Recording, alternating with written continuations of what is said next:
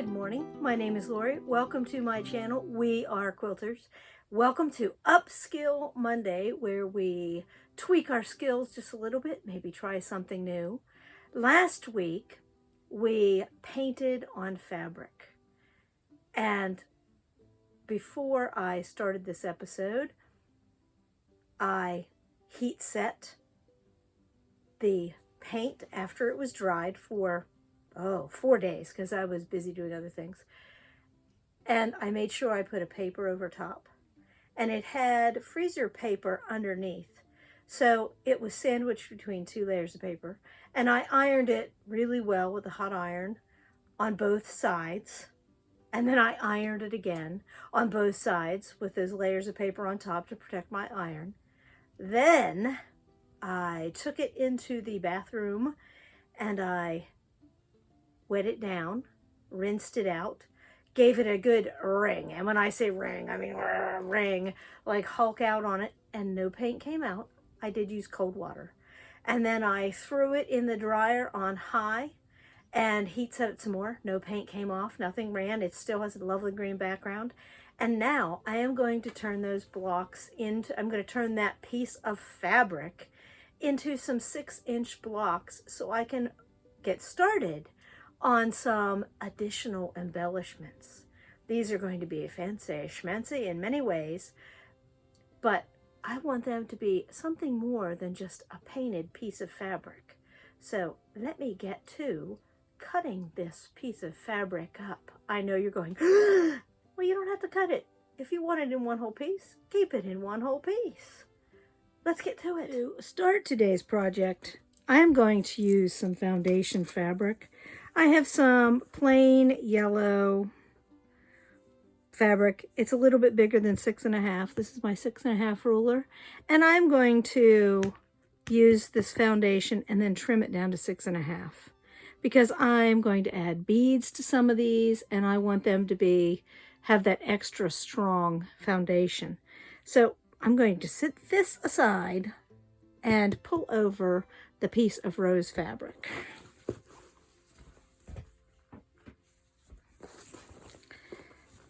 Now I would like the roses to be sort of centered. I don't want all the leaves on one. That would be pretty though, wouldn't it? But I don't know. This one's kind of a dud. I like this one. That would fit on one nicely.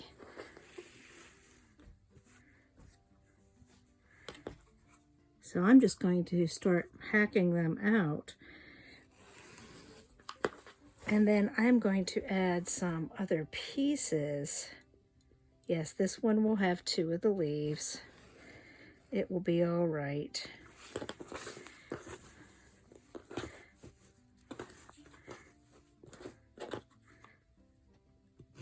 That's going to be scrap.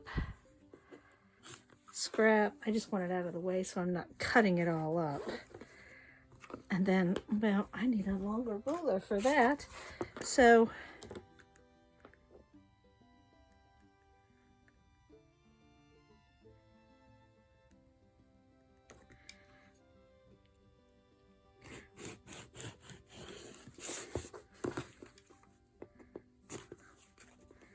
I just want some straight lines. So there's my first piece. And when I lay it on a background piece of fabric, let me show you what I get. Let me grab a piece of this background fabric. It's sticking together. I have 4 of them over there because that's what I'm planning on working with today. So if I lay that right in the middle, I can see I only need to fill in around it. And I'll get to that in a few moments. Let me finish cutting up this piece of fabric and deciding what parts and pieces I want.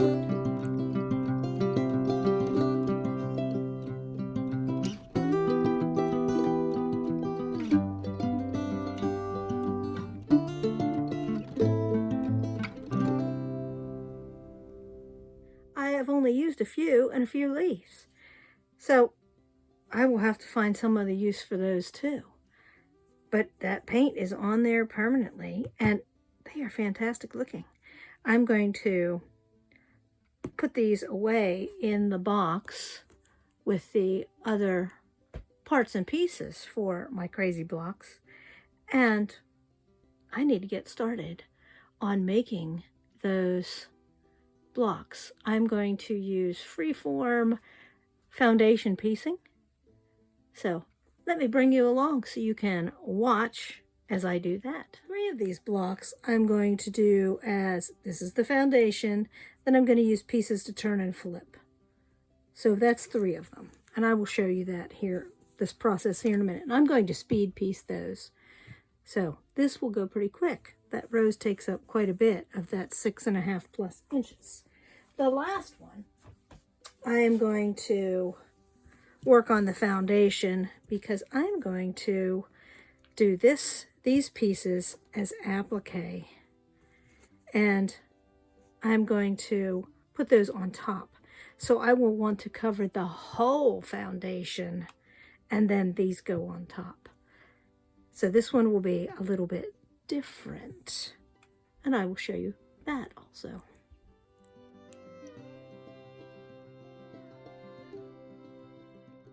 Some of the best parts about this technique are the spontaneity. And some of you I know are thinking, oh my gosh, spontaneity. Yeah, it's all right. For example, this has some edge on it that I know I'm going to trim away. So when I cut it, I can let it hang off my foundation because I know I want it gone. I know I don't want that to be part of my piece. So I've ironed my background, my foundation, and I have strips. Some of them are straight, some are not, and I'm just going to stuff them in, one right after the other. And as I do, then I'll trim it off and pick another piece. So next up, I'm going to set that piece aside because I might want that for later. So that I have the 3, and I know you can see most of what I'm doing. And I have my scraps here. I want some more solid scraps, or greens or pinks, or something that sort of goes along with or contrasts with. Oh, I like that one for something. Oh, if I go here, I can also go there. I'm going to cut that off because I know I'm not going to need the whole piece. Now watch this. When I sew this on and I sort of line it up, if it shifts a little, it'll be all right. And I am going to sew right onto the foundation like that. I am not starting in the middle because I don't want to cut threads. So I am just going to sew straight on. And I'm out of bobbin thread. Hang on just a second while I fix that.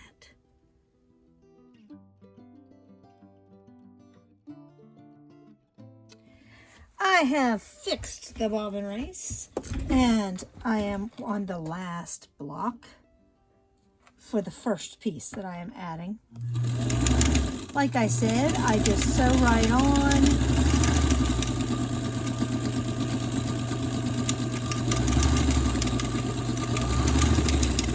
Sew right off, use my bobbin reaver, and then I pull them out. I know that some people don't iron or press between, but I can't do that. I need to press between, so I will be right back in a minute. I am back from giving the blocks a good press, and now I am just going to decide where I want to put the second piece on each of these. Ah, that will be perfect. And if I lay it there like that, I can even cut my angle beforehand so that I know how it'll turn out, or close to it. And I'm going to just sew, sew, sew.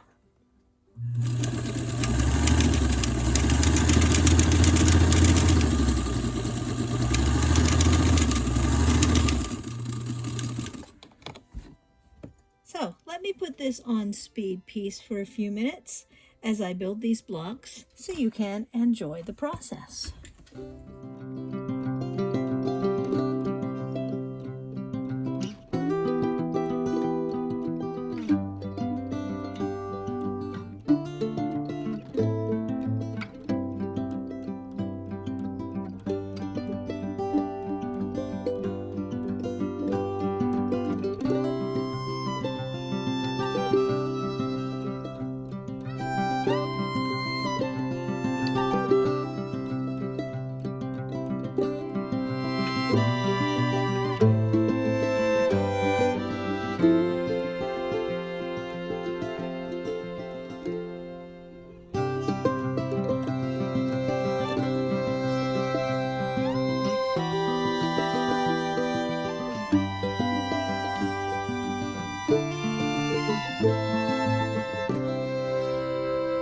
Here we are with these finished blocks.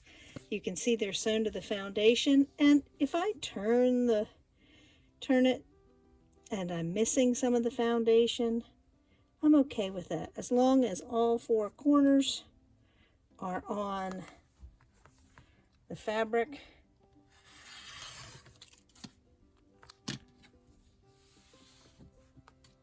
And I don't have my turning mat here.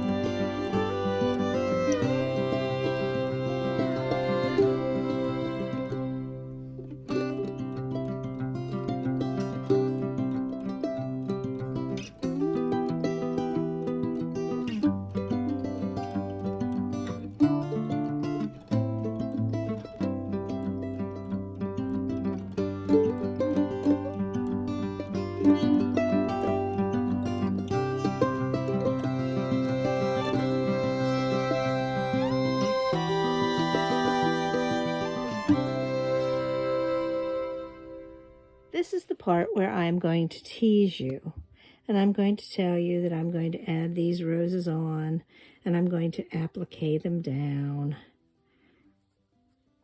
sort of like that, so they come out into that border, and I might do some extra things with them, but that's the general idea. So there's one, and I have the other three here. Let me lay these out.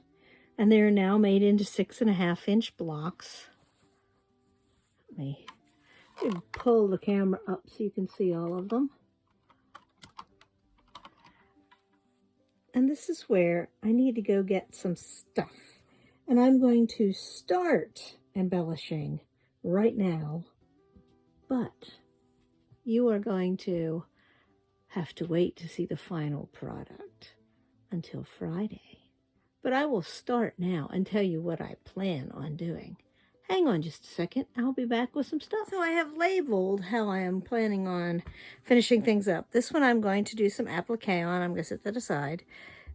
Beads and embroidery, and just embroidery. So I am going to use my box and pull out some colors that I think will go on the rose and will go on the green out of my little scrap bag of colors. And I want a little bit of contrast. Oh, that looks good. Do I need, I think I would just use green for a stem. And if I need a little bit different color green, I've got a bunch of greens out here. Look at that. Green, green, green. So if I want, I'm going to pull those two colors. That should be good enough. And Then I need some peachy pinks. If I see a peachy, a light peachy pink, oh, that one looks good. There's a dark orangey peachy pink. That one doesn't look too bad. A little bit oranger than what I would think, but not bad. And there is a paler pink. Let's see what's in this other bag. Is that the same color? Oh, that's a little darker. Let's add that one into the mix. Oh, there's one that's unwrapped. That one's lighter. And that one is yet another shade. Let's just add those all on there, because we can always stuff them back in the bag later on. And there's a very pale pink. We have all these scraps to work with. So that should do it for the embroidery. Oh, there's another green in here that I like. Not a lot of it, but some. It's a little bit different shade of green. So there's my embroidery only. And now I think that these colors are also here. So I think that I will use this for the embroidery and the beads. Let me go get some beads. I am back from the bead stash. And I am going to, I brought lots. Because I think that matches fairly well. That does too in some ways. And then there's a lighter color. And then this one is almost too bright. But maybe a couple of those in a strategic place. And then we have, like I said, this one might not be right at all. But that's okay. And then we have some silvery champagne kind of white and a tan kind of pearlescent. And then I brought 3 different colors of green, depending on the kind of contrast I want with that leaf. I will remind you, and so these 2 piles of things I will use on this. I will remind you that when you put beads on, it is easiest with a beading needle, which is very thin and long and available inexpensively from Amazon. They come in a tube. This tube had 60. Yeah, this tube had 60. And they're long and very, very thin. And they can easily go through these little seed beads. They're challenged to thread, but you just use a needle threader. You can put on more than 1 seed bead at a time. You can do 5 on before you get it back down through the fabric, or you can do more. It's up to you. That's how I plan on dealing with these. More than 1 bead at a time. I should get some rocaille beads for the leaves. That's a thought. Let me show you what a rocaille bead is. So here are the rocaille beads. I think they're also called bugle beads. But they're a long skinny tube instead of a short at all. And they do have silver inside them. I have a little mixture. I don't have very many of these, but there's enough green ones in here to keep me busy. And put them on the leaf. So I'm going to add these into the mix. Now, here is the part where I hope you're not too mad at me, but I am going to say that I will show you these on Friday after they are all finished, because it is Sunday afternoon and the time change is a kicking my butt. So, and so is the new puppy. Look, there she is. Let me show you. She's so cute. I hope that you have enjoyed watching my little bit of a tease of a show today. I will hopefully get this done this afternoon while I'm sitting, relaxing, watching the dog eat the couch. Talk to you later. Please like and subscribe. Have a nice day.